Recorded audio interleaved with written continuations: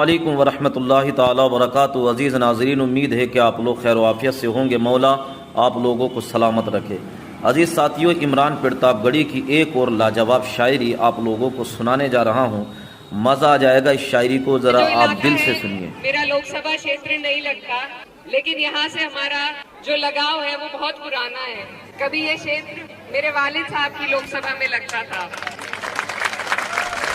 तो आज 16-17 साल बाद 16-17 साल हो गए उन्हें इस दुनिया को अलविदा कहे हुए, लेकिन उसके बावजूद जितना प्यार आप लोगों के दिल में उनके लिए जिंदा है, इससे ज्यादा खुशी और किसी बात की मुझे नहीं हो सकती। तो मैं दिल की गहराई से आपका शुक्रिया अदा करती हूँ।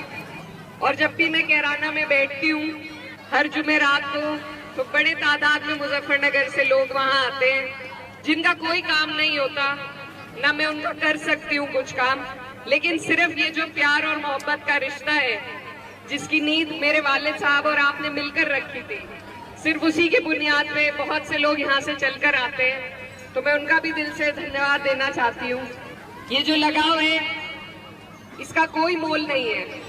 और आज जिस कार्यक्रम में आपने मुझे यहाँ पर बुलाया है, जहाँ पर हम छात्राओं का सम्मान करने के लिए आए हैं, ऐसे कार्यक्रमों में आकर एक जनप्रतिनिधि होने के नाते मन को बहुत खुशी मिलती है। क्योंकि जो भी विकास है सिर्फ सड़कों से विकास नहीं होगा। जब तक हमारे बच्चे और उनका मुस्तकबिल हम नहीं संवारेंगे, तब तक हमारा विकास पूरा नहीं हो पाएगा। तो जरूर सड़कें भी जरूरी है, बिजली भी जरूरी है, पानी भी जरूरी है, लेकिन सबसे ज्यादा अगर कुछ जरूरी है तो वो तालीम है, शिक्षा है। और खास तौर पर मुझे बड़ी खुशी हुई यहाँ इतनी बड़ी तादाद में अपनी बहनों को देखकर। और मेरी हर जगह यही कोशिश रहती है कि क्योंकि हमारा जो इलाका है यहाँ पर लड़कियों को कम और लड़कों को ज्यादा पढ़ाया जाता है, तो ये जो हमारी रीत है इसको हमें बदलना पड़ेगा। ये बदलाव आपको और हमें समाज में लाना पड़ेगा।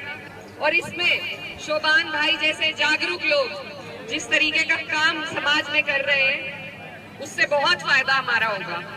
तो ऐसे लोगों के लिए एक बार मेरी आपसे गुजारिश है कि तालियों के साथ इनका धन्यवाद हम सबको करना चाहिए। और अगर तालीम पे ध्यान नहीं देंगे तो चाहे कितनी भी सड़कें और हाईवे निकल जाए, हम पिछड़े के पिछड़े रह जाएंगे। मेरे घर वालों पे जब इतनी मुसीबत आई तो मैं एक जीता जागता सबूत हूँ आपके सामने कि सिर्फ मेरी तालीम की ताकत थी मेरे पास, कि उस ताकत के बलबूते में किसी चीज से नहीं घबराई। पुलिस प्रशासन, हर तरह की जांच, मेरे भाई पर, मेरी माँ पर मुकदमे, लेकिन सिर्फ मेरी तालीम थी जिसने मुझे ताकत दी, हिम्मत दी आगे बढ़ने की। और इसी बदौलत आज मैं देश की सबसे बड़ी पंचायत में आप लोगों ने पहुंचाने का काम किया। और अभी आपने देखा होगा जब हमारे देश में, मुल्क में जैसे हालात चल रहे थे बॉर्डर पे, तो दो बहनें हमारी, सोफिया कुरैशी जी और व्योमिका सिंह जी, दोनों बहनों ने जिस तरीके से हमारे देश को लीड करने का काम किया, ये आप सभी ने देखा होगा। तो इसीलिए मैं बस आप सबको ये कहना चाहती हूँ कि ये फर्क नहीं पड़ता कि हम किस गांव से आए हैं, किस छोटी जगह से आए हैं। अगर हमारी सारी बहनें जो यहाँ खड़ी हैं ईमानदारी के साथ मेहनत करें, आगे बढ़े, और जितने भी घर के लोग उनके यहाँ पर मौजूद हैं वो अगर उनको सहारा दें, आगे बढ़ाने का काम करें, तो हमारे हर एक जिले से एक सोफिया कुरैशी, एक व्योमिका सिंह, इस तरह की महिलाएं निकल सकती है। अभी यूपीएससी का रिजल्ट आया था, हमारे क्षेत्र से लगभग 5 महिलाएं। ये ज़माना तब से झुकाएगा सर, तुम मुसलमान बनकर जियो तो सही, तुम मुसलमान बनकर जियो तो सही। ये रब की राहों में फरियाद तो कीजिए, मुश्किलों में उसे याद तो कीजिए, मुश्किलों में उसे याद तो कीजिए। आज की 2 खास खबरें बताऊं। एक बहुत विवादास्पद नाम थे चंद्रा स्वामी, तांत्रिक थे बहुत बड़े, नहीं रहे आज ही। और एक अच्छी खबर और सुनाऊं, ये तो एक बुरी खबर थी, एक अच्छी खबर ये रही एक बहुत सरफिरा सा पगलाया इंसान है जिसके गाने सुन सुन करके आप लोगों ने उसे स्टार बनाया। नहीं, सोनू निगम नहीं, अभिजीत हर दिन बदतमीजियां करता रहता है। कल उसने ट्वीट किया शहला के बारे में, अरुंधति रॉय के बारे में, और सोशल मीडिया पे जो आपकी सक्रियता है उसका असर यह हुआ है कि आज ट्विटर ने उसका अकाउंट सस्पेंड कर दिया। तो पहली लात पड़ी है उस शख्स को।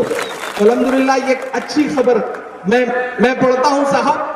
ये जिस तरह की बयानबाजी करने वाले जो इस तरह के खुराफाती लोग हैं, उनका जवाब शायद इस तरह भी दिया जा सकता है कि रब की राहों में फरियाद तो कीजिए, मुश्किलों में उसे याद तो कीजिए, मुश्किलों में उसे याद तो कीजिए।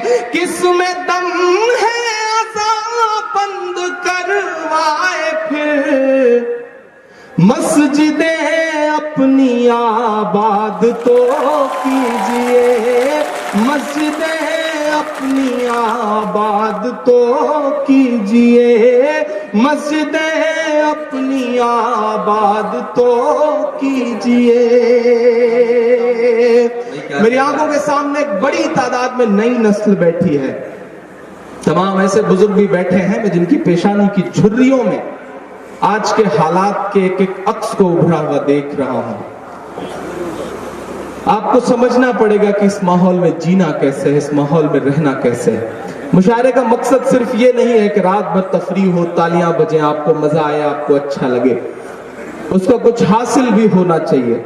मैं 4 मिसरे पढ़ता हूं जो शायद इस मुशायरे का हासिल हो, उसके बाद वो सब सुनाता हूं जो आपकी फरमाइशें हैं या आपकी ख्वाहिशें। जी इंशाअल्लाह वो भी सुनाऊंगा, लेकिन 4 मिसरे इसे अपने दिल में बिठाइएगा कि इस तरह हौसले आजमाया करो, इस तरह हौसले आजमाया करो, मुश्किलें देख कर मुस्कुराया करो, मुश्किलें देख कर मुस्कुराया करो।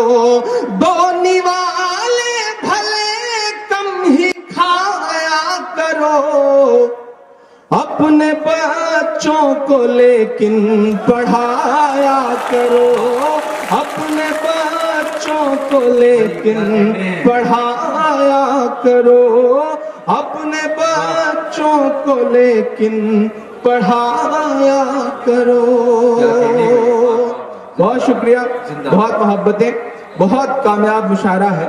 यकीन करें नाहिद भाई, इस साल हम तमाम शायर जो इस डाइज पे मौजूद हैं वो इस बात की गवाही हैं कि इस साल तमाम मुशायरे हम सब ने पढ़े हैं, अच्छे अच्छे मुशायरे और बड़ी भीड़ के मुशायरे। लेकिन यकीन करें कि रात के तकरीबन 3 बजे जिस मोहब्बत और जिस जोश के साथ भीड़ यहाँ मौजूद है, मेरा ख्याल है कि हिंदुस्तान के किसी और मुशायरे में ये मंजर देखने को नहीं मिल सकता। अंसार भाई बहुत परेशान थे, बहुत परेशान थे अंसार भाई। उन्होंने कहा कि अभी शाम को उन्होंने फोन किया और उन्होंने कहा कि इमरान भाई आपके नाम का पता नहीं क्या असर है कि कई लोग मुशायरे में आ ही नहीं रहे हैं। तो हमने कहा कोई बात नहीं, 1 घंटा पढ़ना रहा होगा तो इंशाल्लाह कोशिश करूंगा कि 2 घंटे पढ़ दूं तो मामला बराबर हो जाएगा, आपके पैसे भी बच जाएंगे। तो अल्हम्दुलिल्लाह आज उनके भी चेहरे पे मैं खुशी देख रहा हूँ, उन्हें भी लग रहा है कि मुशायरा बेहतर हुआ, अच्छा हुआ। आइए 4 मिसरे पढ़ता हूँ साहब कि सरहद पर दहशत गर्दों का कब्जा है। जरा सा और जोश के साथ सुनिएगा, मैं हिम्मत करता हूं आपकी धड़कनों तक पहुंचने की। मुझको जालिम का तरफदार नहीं लिख सकते, कम से कम वो मुझे लाचार नहीं लिख सकते। जहां हथेली पे लिए बोल रहा हूं जो सच, उसको इस देश के अखबार नहीं लिख सकते, उसको इस देश के अखबार नहीं लिख सकते। तमाम सैनिकों की शहादतों के बीच सुकमा से लेकर के पुलवाड़ा तक, पुलवामा तक, कश्मीर के तमाम इलाकों तक, और आज 2 पायलट वायुसेना के 2 सैनिकों को लेकर के एक विमान चीन की सरहद से भी गायब है। 29 जवानों को लेकर के एक विमान पिछले 4 महीने से गायब है। लेकिन साहब सर्जिकल स्ट्राइक के नाम के पोस्टर चिपका करके क्रेडिट लेने वाला कोई भी इंसान आज इन मरते हुए सैनिकों की शहादत पर उनके आंसू पोंछने के लिए परिवार वालों के लिए तैयार नहीं है। ऐसे वक्त में मुझे लगता है कि मुझे बोलना चाहिए। मैं पढ़ता हूं साहब, यकीनन हुकूमत बदली है, निजाम बदला है, मुश्किलें हैं, लेकिन मेरा अपना तेवर है, मैं उससे समझौता तो नहीं कर सकता ना। मैं पढ़ता हूं और आपसे दुआएं मांगता हूं। बहुत शुक्रिया, बहुत मोहब्बतें इस दुपट्टे के लिए या इस मोहब्बत के लिए। मैं पढ़ता हूं साहब कि सरहद पर दहशत गर्दों का कब्जा है, मुल्क पे झूठे हमदर्दों का कब्जा है। लव लेटर नहीं लिखा जाना चाहिए। मैं आया सत्ता में तो ईंट से ईंट बजा दूंगा। साथियों, तो आप लोगों ने एक बेहतरीन शायरी इमरान प्रतापगढ़ी की समात की, आपको मज़ा आ गया होगा, तबीयत खुश हो गई होगी।